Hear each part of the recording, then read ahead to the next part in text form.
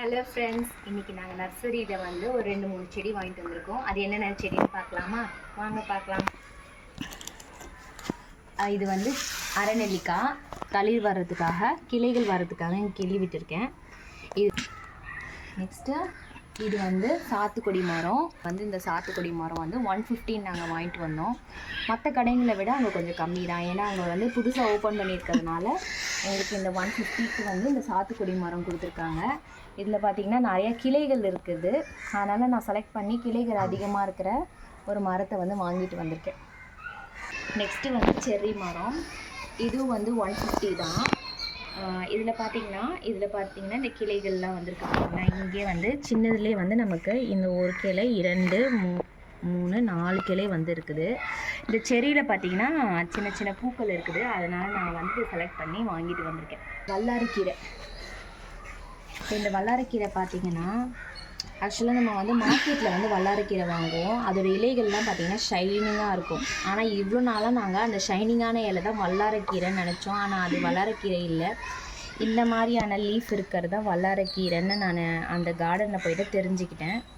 So வல்லாரைக்கீரை வந்து நம்ம வெயிலெல்லாம் அதிகமாக வைக்கக்கூடாது.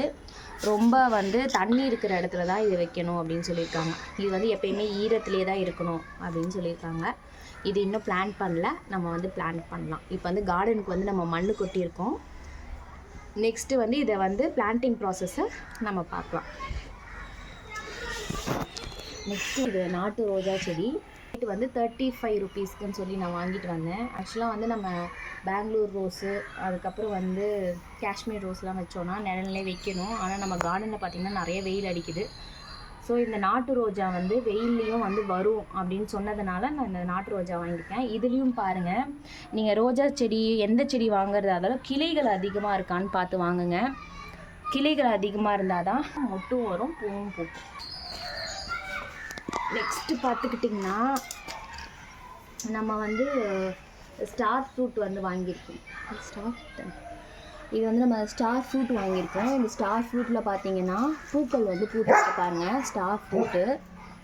ஸோ இது நம்ம கிளைமேட்டுக்கு வருமானு தெரியல. நான் வச்சுட்டு இது வருதா என்ன அப்படின்னு சொல்லிட்டு வரப்போகிற வீடியோஸில் நான் கண்டிப்பாக சொல்கிறேன். இது நம்ம கிளைமேட்டுக்கு, அதாவது சென்னை கிளைமேட்டுக்கு இந்த ஸ்டார் ஃப்ரூட் வருமா இல்லையா. வந்து நிறைய பூக்கள் வந்து பூத்துருக்கு, பார்த்தாலே தெரியும் உங்களுக்கு. இதில் வந்து நிறைய பூக்கள் வச்சுருக்கு பார்த்தீங்களா ஸ்டார் ஃப்ரூட்டில்.